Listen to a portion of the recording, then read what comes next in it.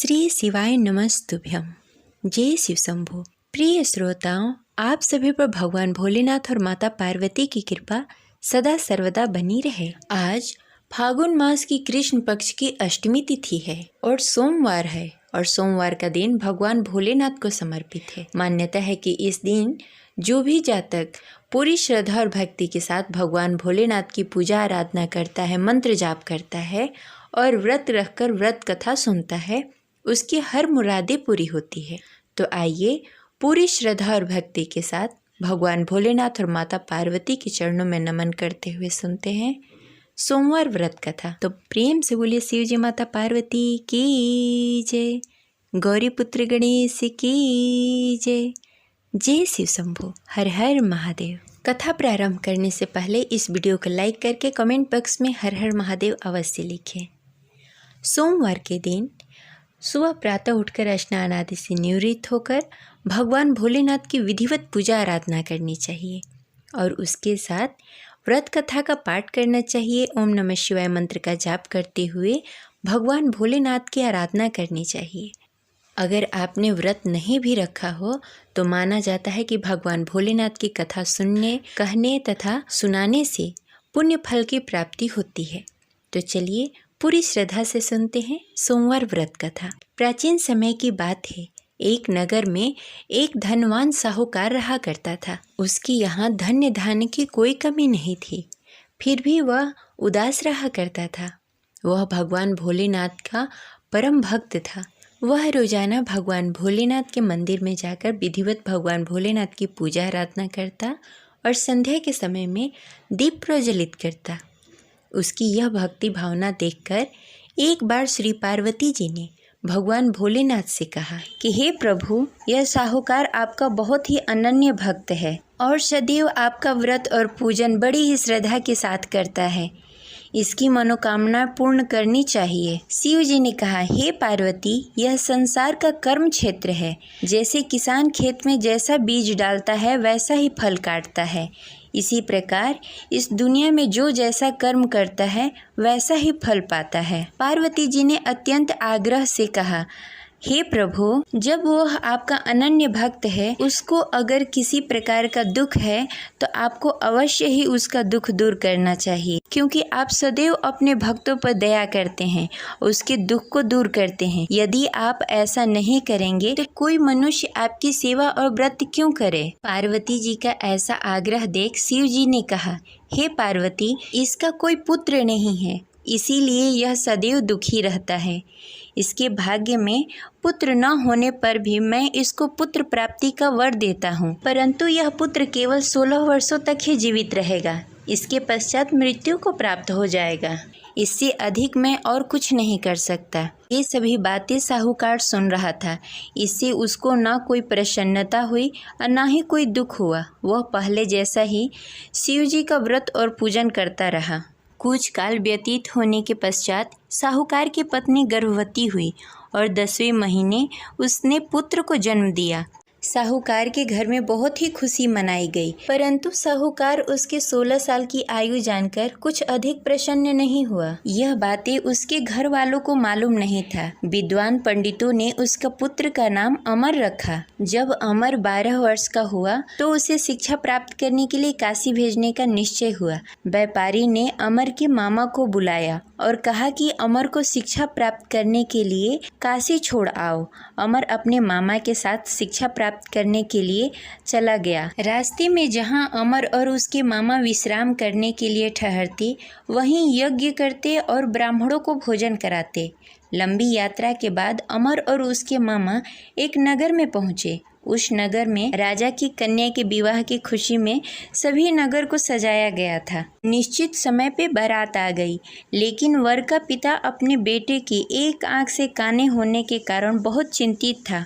उसी इस बात का भय सता रहा था कि राजा को इस बात का पता न चले, कहीं वह विवाह से इनकार न कर दे, इससे उसकी बदनामी होगी। वर के पिता ने अमर को देखा। उसके मस्तिष्क में एक विचार आया। उसने सोचा, क्यों न इस लड़के को दूल्हा बनाकर राजकुमारी से विवाह करा दूं।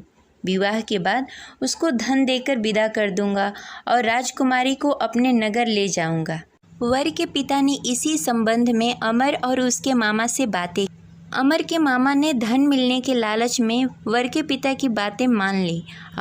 अमर को दूल्हे का वस्त्र पहनाकर राजकुमारी चंद्रिका से विवाह करा दिया। राजा ने बहुत सारा धन देकर राजकुमारी को विदा किया। अमर जब लौट रहा था तो सच नहीं छिपा सका और उसने राजकुमारी की ओढ़नी पर लिख दिया, राजकुमारी चंद्रिका, आपका विवाह मेरे साथ हुआ है। मैं काशी शिक्षा प्राप्त करने के लिए जा रहा हूँ। अब तुम्हें जिस नवयुवक की पत्नी बनना पड़ेगा वह कान्हा है। जब राजकुमारी ने अपनी ओढ़नी पर लिखा हुआ पढ़ा तो उसके कान्हे लड़के के साथ जाने से इनकार कर दिया। राजा ने सब बातें जानकर राजकुमारी को महल में रख लिया और उधर अमर अपने मामा के साथ काशी पहुँच गया। अमर ने गुरुकुल में पढ़ना शुरू कर दिया। जब अमर की आयु 16 वर्ष पूरी हो गई, उसने एक यज्ञ किया। यज्ञ की समाप्ति पर ब्राह्मणों को भोजन कराया और सभी को अन्न और वस्त्र दान किए। रात्रि को अमर अपने शयन कक्ष में सोने के लिए चला गया। शिव जी के वरदान के अनुसार शयन अवस्था में अमर के प्राण पखेरु उड़ गए। सूर्योदय पर मामा अमर को मृत देखकर रोने लगे। आसपास के लोग भी एकत्र होकर दुख प्रकट करने लगे। मामा के रोने विलापने का स्वर समीप से गुजरते हुए भगवान शिव और माता पार्वती ने सुन लिया। पार्वती जी ने शिव जी से कहा, मुझे इसके रोने का स्वर सहन नहीं हो रहा है।